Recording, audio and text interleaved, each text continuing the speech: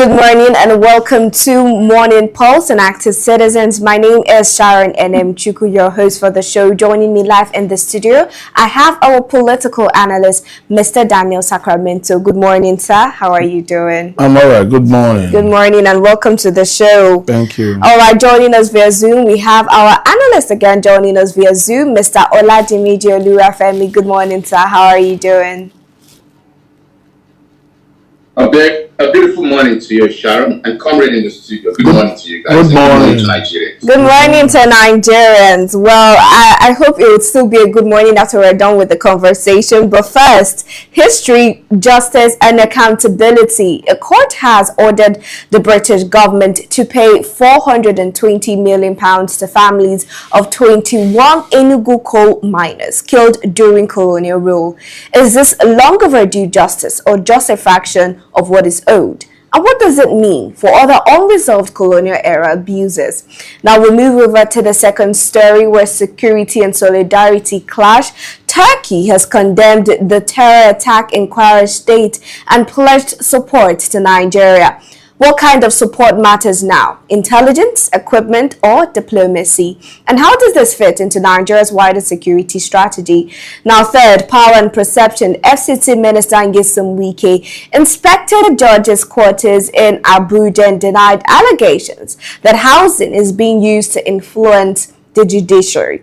Is this routine governance or does it raise ethical red flags about judicial independence? Now, finally, we're going to touch down on a video coming from the Edo State chairman talking about the ADC, and he made some rather interesting comments. I won't want you to hear from my mouth. We'll have a look at that video before we start proper. Let's take a look. They are directing the crisis they have within their party. They are possibly affected, they are fighting and has to do with their secretariat. I think they should check themselves because APC is a disciplined party. APC is a party that is focused on doing our e-registration now because we have a lot of parties that are collapsed into our party. So we are doing e-registration now to harvest the people. So if they are discussing all of that, that means they don't know what they are saying. Naturally, I won't even want to respond to them because I don't want to have anything to do with people that has to do with so many gay. Because I see APC as a gay party because they go leading the party. Obaseki is in that party now. Atiku is in that party. So I don't even need to mention their name. Peter Obu is in that party. They know about his son. So when you see family of gay people coming together, I don't have to respond. The point is, ADC should look inward. I don't think we have anything to do because they are not a threat. If they were a threat, but they are not a threat. So someone who is not a threat to you, what do you need to do? You use a sledgehammer to kill an ant? We don't do that. APC right now are busy doing registration because a lot of parties have collapsed into the APC in Edo State and in Nigeria. So what we are doing now is e-registration. So we don't even know whether there is any other party existing. Is there another party in this state? We don't even know whether ADC is existing in Edo State. The party we know exists in Edo State is APC, APC, and APC. In fact, there is no ADC in Edo. I think the only person who is in ADC in Edo is John Odigi Oyegu and Osumbo. Those are the only very tired leaders that I know are members of ADC in Edo State. And this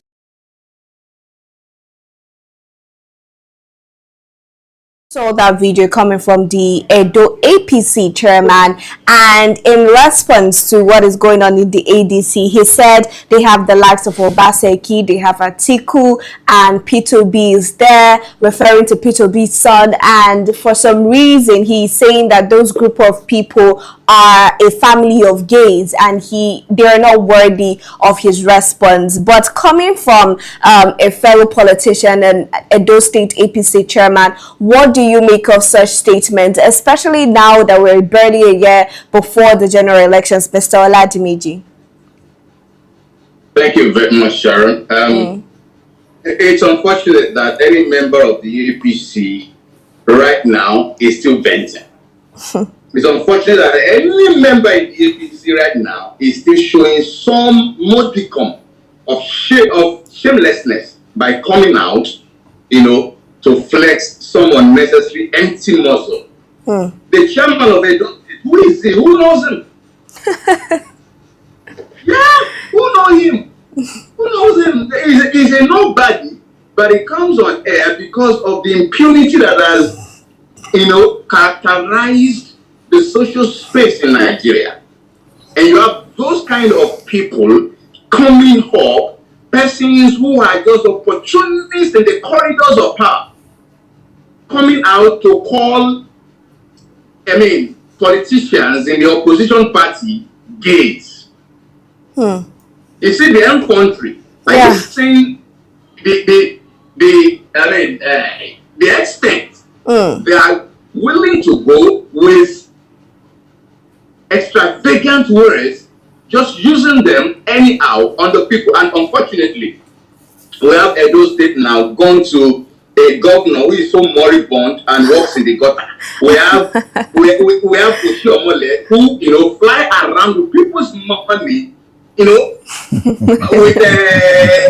call girls everywhere, using people's money and telling the same people that the taxes must be compulsorily collected from them while he flies in the jet on air. So these are the people we have in Edo State currently, and not just restricted to Edo State. We have them spread across the country. All right, doing all sorts of things because the center do not hold anymore. Sharon, I don't know for people in Edo State. I sympathize with them correctly because they are being led.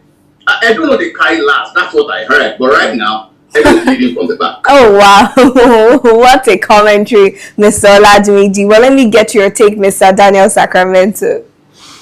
Well, Nigeria is a home of comedy. And where there is lawlessness, a lot of time people, hide in the covers of political party because they are in power to do evil, perpetrate, talk anyhow, and these are people's father.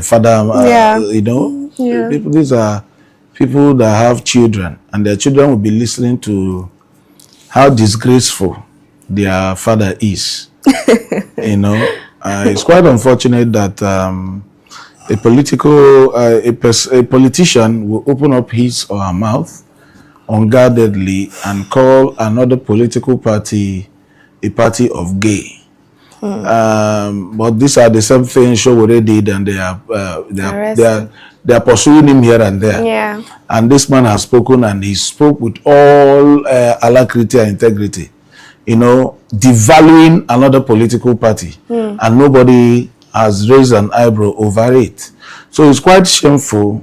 And well, in the other aspect, it is a challenge to ADC to sit up and see where they have now seen where they are being placed. They've seen where their whole ideology and everything is being kept, how they have seen them.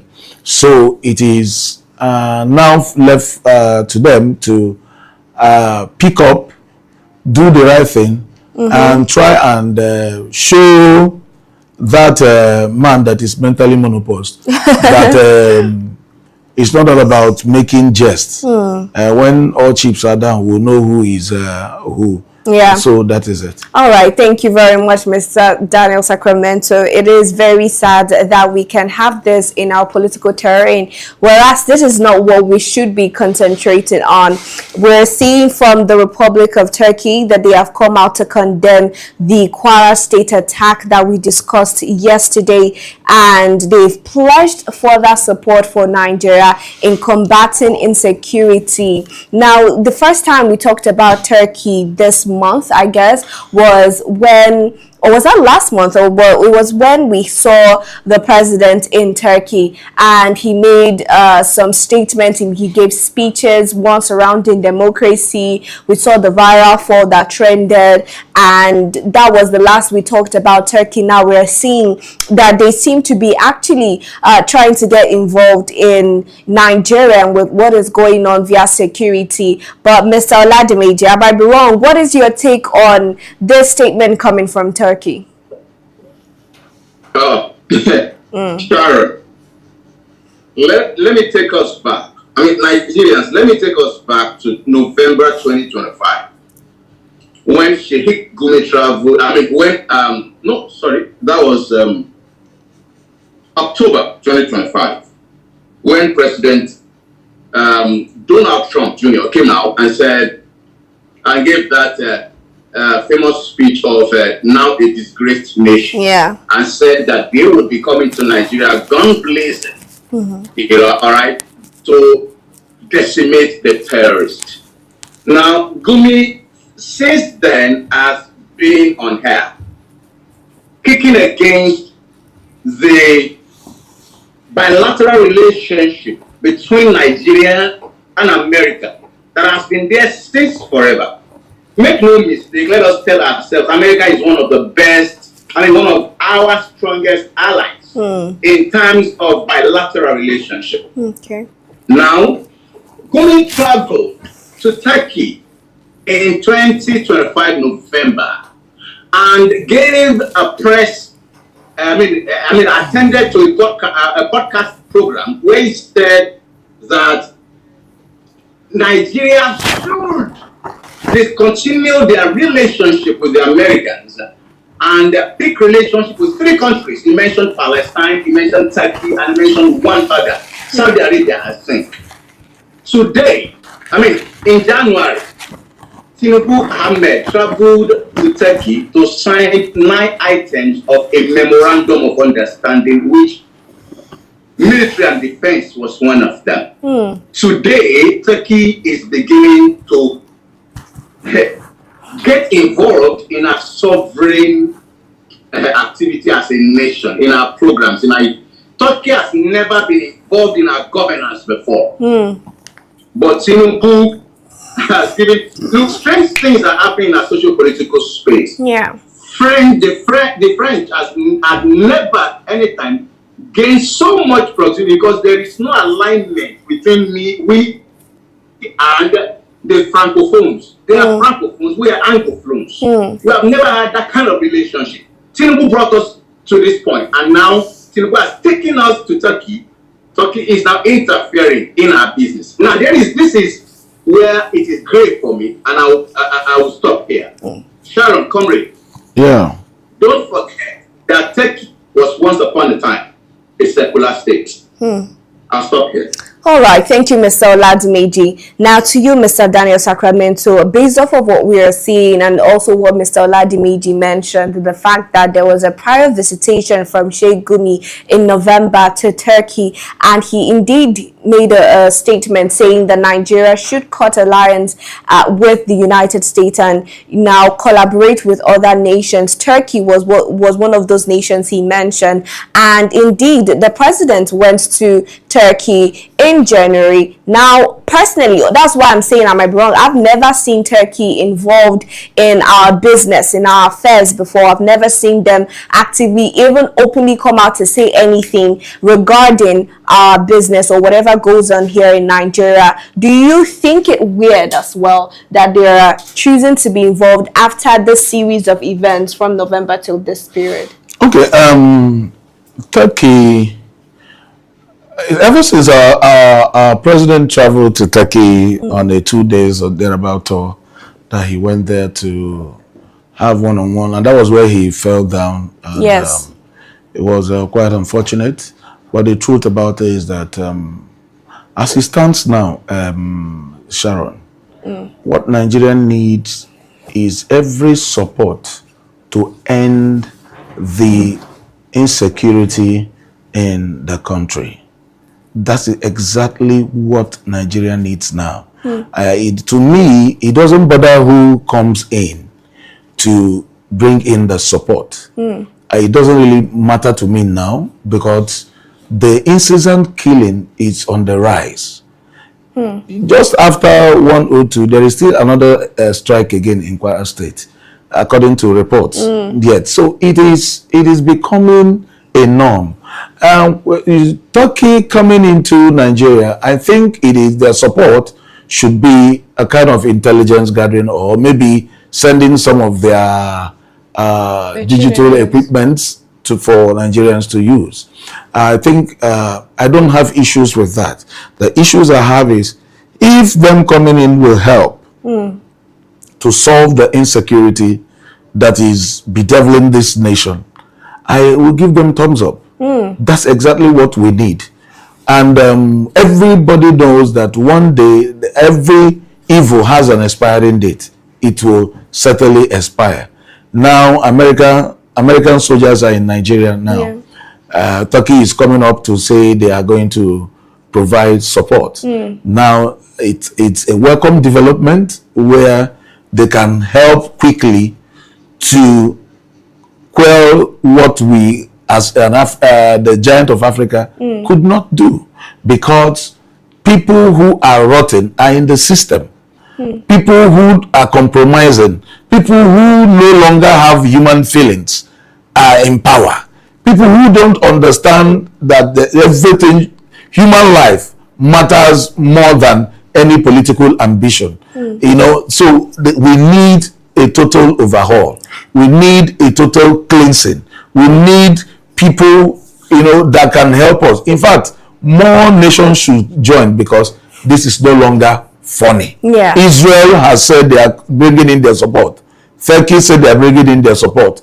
America is already on ground here, and we want more people to come in to help us because it's no longer funny. All right. Now, what I'm getting from Mr. Daniel Sacramento is different from what Mr. Oladimeji is saying. Out of what you said, Mr. Oladimeji, you hinted that there might be an underlying factor why we're seeing Turkey's interest in... let me quickly chip in this. I was listening to Comrade, and I listened keenly to Comrade as well. I mean, because of... I wanted to get the point he was arriving at. Here is the thing for me. Sheikh Gumi is a terrorist negotiator. Sheikh Gumi negotiates on behalf of the terrorists. And the same Sheikh Gumi is the one who has recommended for the Nigerian federal government to proceed to Turkey and have bilateral relationship with Turkey. The federal government yielded and proceeded to Turkey and procured relationship with Turkey. One of them is defense, and the bane of the Nigerian problem today is security. So how is it that Gumi, who is negotiating on behalf of terrorists and who insists that terrorists are an integral part of the society and they must be absorbed, is the same who has recommended Turkey to Nigeria, and Nigeria has taken Turkey? Don't forget, the Nigerian government still stands in denial of Christian genocide today. Okay. I'm trying to point out this. I don't have a problem with other countries. Let me tell you. Benjamin is okay. I understand what you were saying. I understand. We are the precipice, but not Turkey. Okay. I understand what you were saying, Mr. Oladimeji. Yes, everybody could have one view or the other. In as much as we have reservations with that man called Gumi. We know what he's doing, but I know that one day his cup is going to get filled up.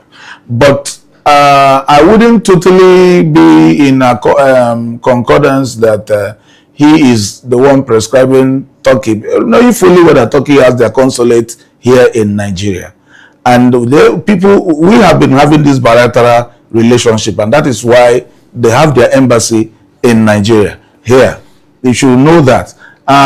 Maybe he was just saying that out of his own thing.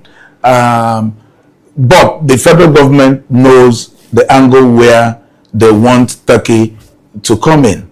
So you don't think that the federal government was, started this Turkey relationship based off of what she... No. They have been, Turkey has been in Nigeria for a very long time. The bilateral relation has been there. Okay, you say you're. No, so now the defense. The defense. Never had bilateral relationship with Turkey. No, we have. Check it properly. But what we'll be talking about is, let's see where actually they are pledging to support. They only pledge to support. We've not seen what they are supporting us with. So until we begin to see, let's know fully well. I want you to understand something. Know it that when it comes to the stronger part of military security support, it is between Nigeria and the United States. And that is why Trump came in, the NSA and the Pentagon had to form a very, very viable alliance. Nobody is going to truncate that relationship. If America needs support from any other people, they know the people to call, and maybe they might not be needing Turkey. So let us still have our finger crossed to see the angle or the support where Turkey is coming in. All right. Now, I would also like to ask Mr. Ladmid and also Mr. Daniel Sacramento, could you briefly, out of your own observations, what do you think is the relationship between Turkey now and the United States of America? Thank you very much, Sharon. I was going to refer to that earlier, but I wanted to keep it for later. I didn't know it was going to come up on the program, but there is a strange relationship between Turkey and America. Just last month, Turkey kicked at one of the American policies. In fact, Turkey kicked against Venezuela invasion of Trump.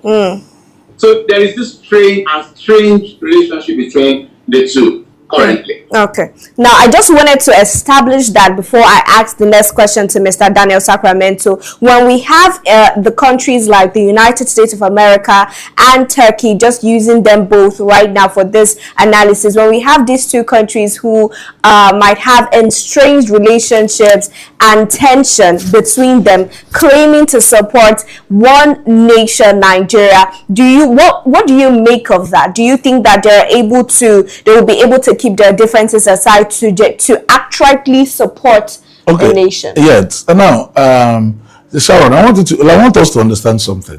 The clause, Turkey pledged to support. We've not received the support. We've not know the angle they are coming from.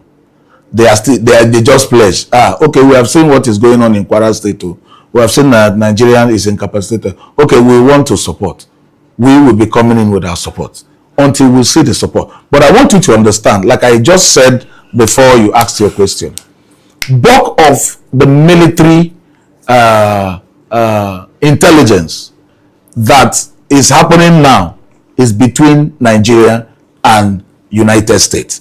And also understand that there has been a long-term bilateral relationship between Nigeria and the United States, which I know fully well. There's a level of support that if Turkey comes in, United States will stay clear in total from Nigeria. Okay. And the sanction, and remember, we are still at the mercy of United States because they are still planning for heavier sanction, in as much as they sent in their military personnel that are here. So we must also, I don't want to really rush into maybe to go and envisage that maybe Turkey is coming in with this, whereas that is not the angle where they are coming in from. So until we see the clearer picture, I know fully well, Turkey has been criticizing the Trump administration, even most especially the Middle East issue, how United States has been handling has been handling the issues. But you know that Trump is a man that does not listen to people. All matters to him is that if you are the troubleshooter, he brings you down and tell you desist from bringing trouble so that everybody will live at peace. And that's the paramount thing I think America and the Trump administration is looking out for. So in as much as we have a reservation with Turkey, somebody just pledged. It's like a promise. I am waiting to hear the level of the promise, so, and let's see how it's going to go. So you're waiting to just see the angle where they're offering. Exactly. But right now, right? I feel like we're trying to just. I understand that you're trying to get all your facts ready, but where exactly do you think Nigeria needs help the most right now? As it stands now, it's intelligence gathering. Okay, just we have the personnel. Do we have the machinery? We have the machinery. Let me tell you, the problem, like I said here 2 days ago, the problem in our security is one, no proper welfare. Okay. And when there is no proper welfare, the zeal and the passion for the job becomes an issue. Do you get? Okay. Now, intelligence gathering needs intelligent people. Yeah. Needs not to be compromised. Like what happened to the Brigadier General Sani, who called, and after calling, he was rounded up. Somebody leaked that information. Do you understand? Yeah. So these are the real issues where we need, and that is the angle where we need modernized devices. And you know, before America or some advanced country sells their military wares to you, they want to see your sincerity of purpose before they can give out or do business with you. There are someone, I remember during the time of Jonathan, there was a time they wanted to go for a particular set of ammunition from the United States. They were refused because of people who are now seeking help from United States, went to bring propaganda that there is a genocide going on. And that's why they want to buy ammunition. Now you are the same people going to United States to seek for the same ammunition. So United States are now coming down themselves to come and see how far you guys your sincerity of purpose in ending the insurgency. So that is what is happening now. So the truth about it is that if there must be any help, it's intelligence gathering, welfare, and also bringing in the latest devices to be able to identify where these guys are and run them up. That is it. All right. Thank you, Mr. Daniel Sacramento. I'm going to give you the chance to give your final thoughts on this particular story with Turkey pledging their support to Nigeria after the Kwara attacks, Mr. Oladumeji. Well, I'm still going to stand on my ground that in my language there is a saying that it means to avoid trouble. You forestall it from the distance. Now, I do not see, as I said earlier, we have never had relations with Turkey, a bilateral relationship with Turkey until Tinubu. And in fact, if I have to go by the trajectory, until Gumi advised. Comrade, I have seen captains in military squads to greet Gumi. Authorities, Gumi holding. Gumi is a clergy. Our most senior personnel are squatting to greet Gumi. And Kanu is negotiating on behalf of terrorists, insisting that the terrorists should not be decimated. And we've come to the Turkey that Gumi went forehand to hold press briefings, talking against genocide in Nigeria, trying to make it look like the Muslims are targeted in Nigeria and seeking Turkey's help. Tinubu went later. In fact, before Tinubu went, Foreign Affairs Minister went to prepare the ground for him. Then Tinubu went ahead. I don't know, comrade, if you read those 9 items on the memorandum. They are memorandum of no memory.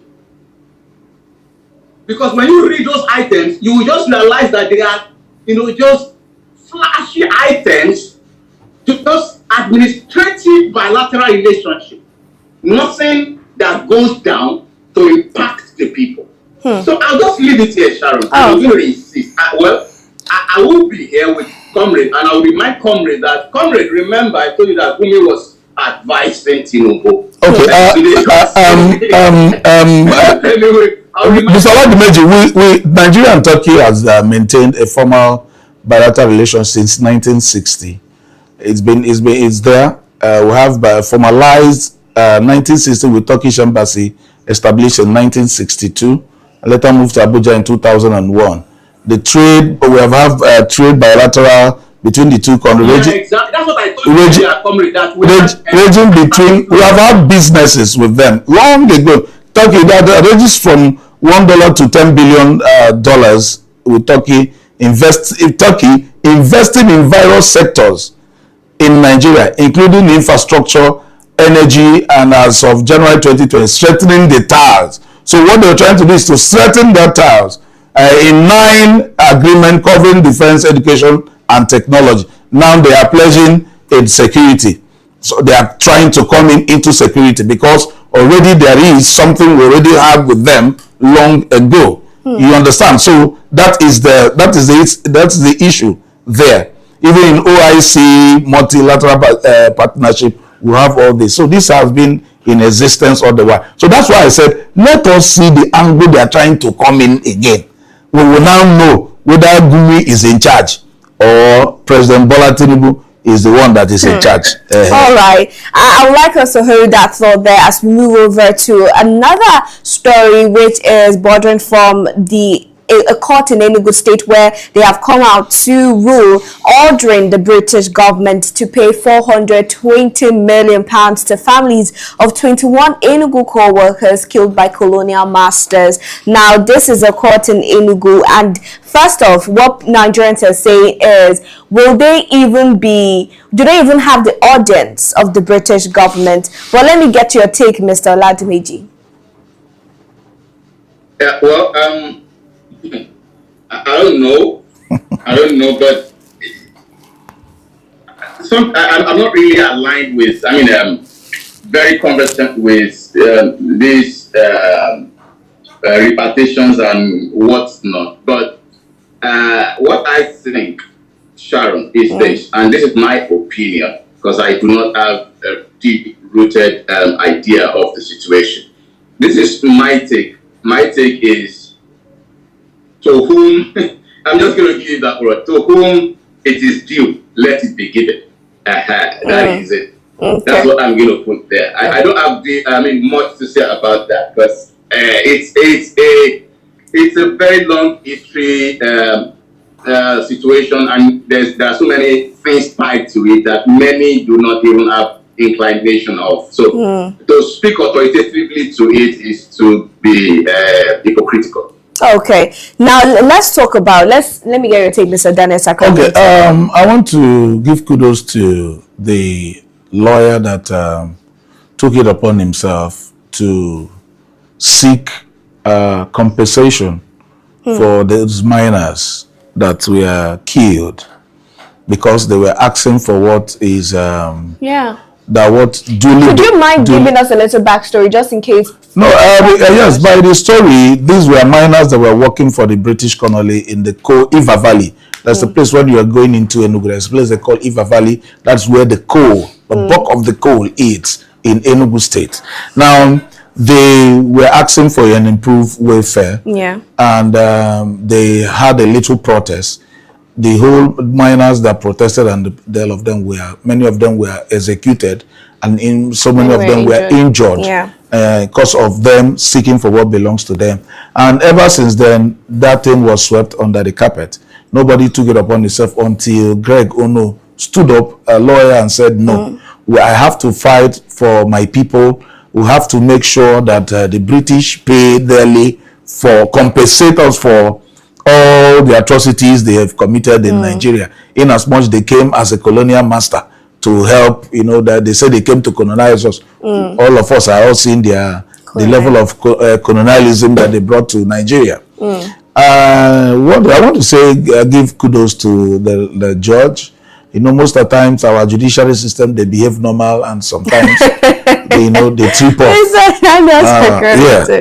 Definitely the British have to obey the court rulings, because court is one everywhere, and that's why they take us to court in US, in UK, and everywhere, and they jail our people. After all, Ekweremadu is in jail, and he's from Enugu State as well. Wow. Yes. That is coincidental. Yes. They judged him there, so we too, we are judging them here. So they will but what I'm saying is, right, what most Nigerians are saying in the comment section is, there might be a possibility that Nigeria is even owing the UK, right? And no, I'm just saying, right? I'm just coming from the perspective that we might do you think that we have that authority, right? Definitely, that's what I'm saying. Judicially, that law is law everywhere. The truth about it is that the judgment will be passed to the British Embassy, the consulate. Okay. They're going to pass that judgment to it. And so they will now come for an appeal if they wish to come for an appeal. What happens if now, let me now tell you, UK just paid Rwanda last year for issues they had as well. Oh, interesting. Yeah, they paid Rwanda. So ours will not be exceptional. So definitely they will keep you to, if they look at it, they investigate the matter and find out that it is true. Then they will now come to a round table for negotiation. Or otherwise they will have to pay the money. And that is it. People must be compensated. In as much as this thing happened in 1949, people must be, their family members are still there, their ancestral homes are still there.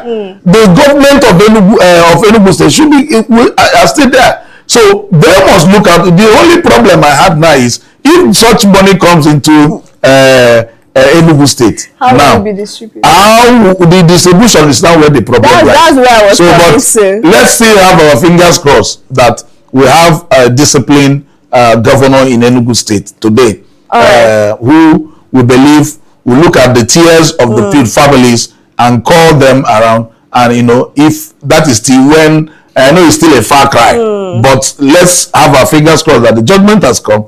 The UK, the British Embassy will look into the matter and take decisive decision about it. Now, all right, I'm going to come to Mr. Oladmeji. Although you might not have a rooted knowledge of what happened in Enugu State with the 21 miners, but we know about other pre-colonial crimes and colonial crimes that took place in Nigeria. Do you think that this would be a start to addressing those crimes and getting the UK government to pay for what they did earlier?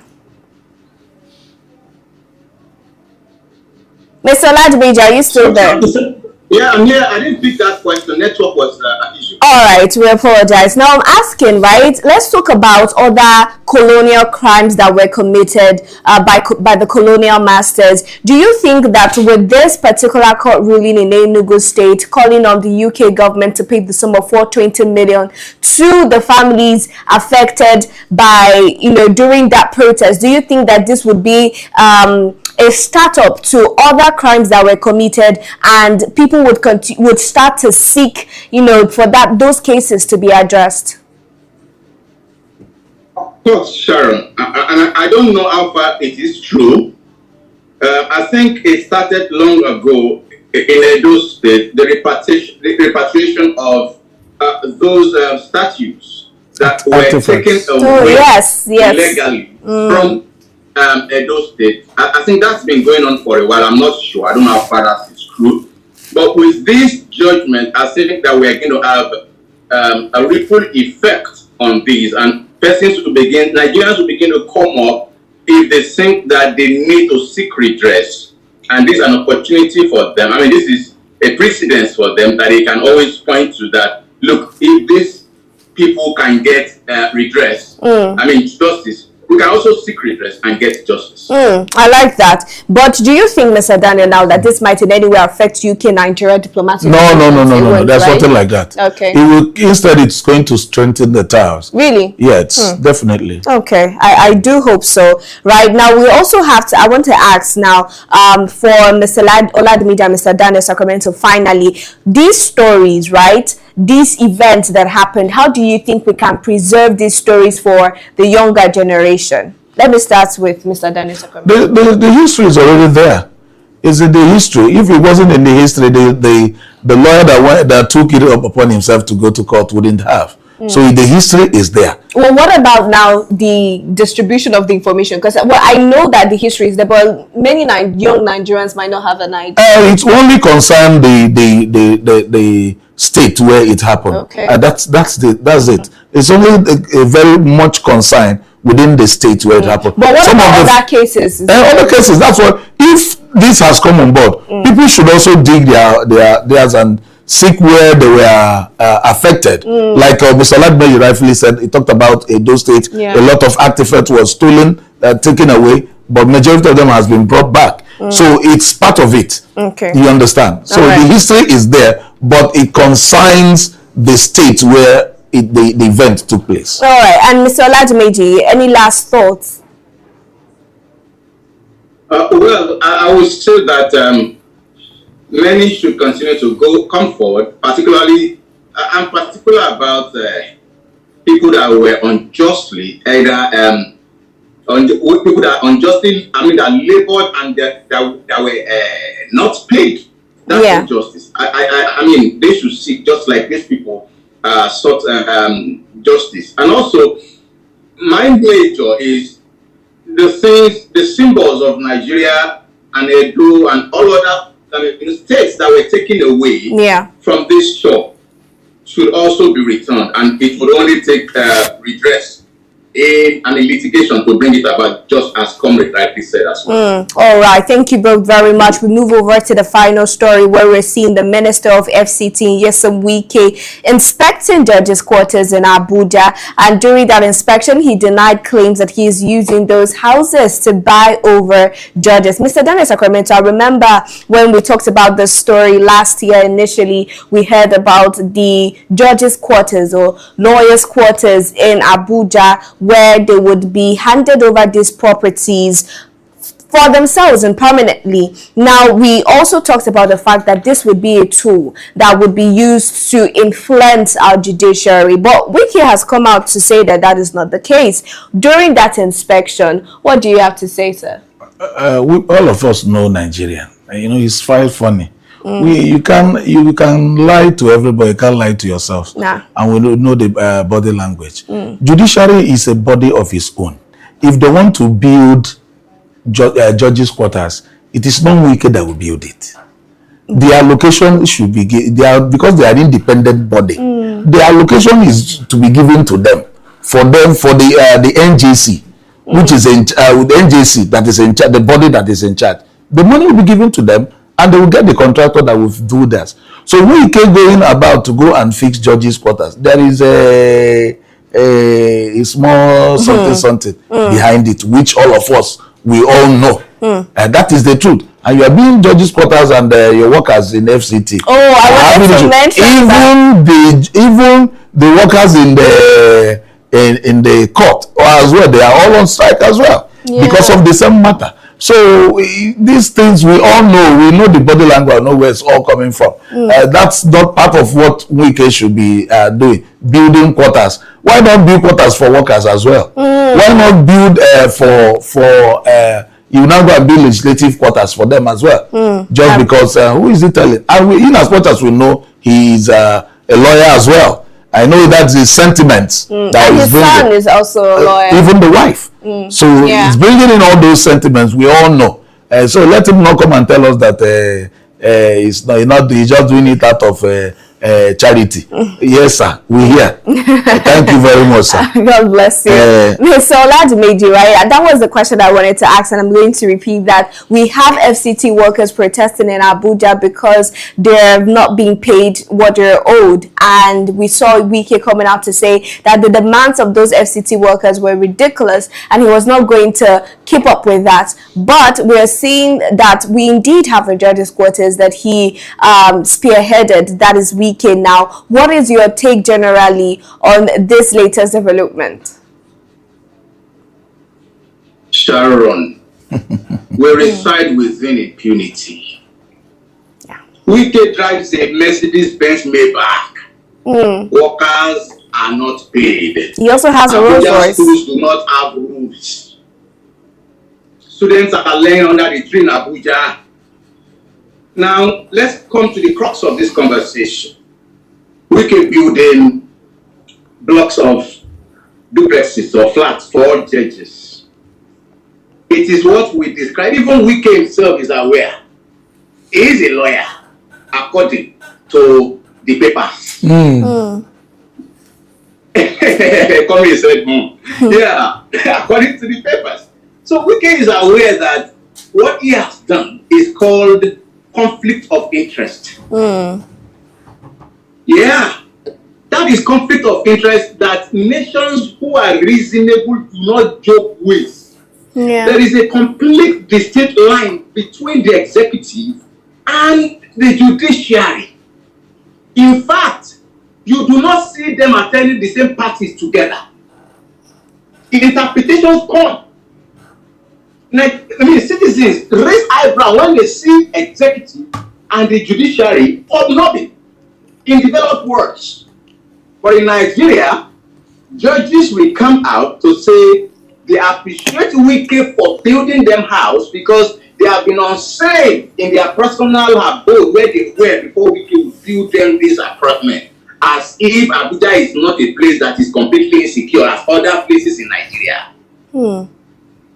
This is conflict of interest, and this is to show further that this current occupant of office in our government today do not think highly of Nigerians, and they just do things as they see fit and as it is expedient to them, not as it is according to the principle and tenets of democracy, or as it works and helps and assists the lives of Nigerians. It's as simple as that. I hear you, Mr. Oladimiji, and it is really simple. The fact that this is clearly a situation of conflict of interest, and it seems as though nobody is saying anything about it, maybe because it is coming from Minister Nyesom Wike. But anyways, we have to call it a wrap on the show because of time. Thank you very much, Mr. Oladimiji Oluwafemi. Thank you, Mr. Daniel Sacramento, for joining us on the conversation this morning. If you're watching for the first time, this is Morning Pulse on Active Citizens, where we discuss Nigeria politics and global politics every single day from Mondays through Fridays. Now, if you're yet to subscribe to our YouTube channel, please endeavor to do that, and also follow us across all socials at Active Citizens. Mr. Oladimiji, where can they find you? Well, I'm always on X, where we do political education, and you can find me there through my account at Pivot Oladimiji. All right, and I'm Sharon NM Chuku. We'll be signing out now till we see you later. Do have a good morning.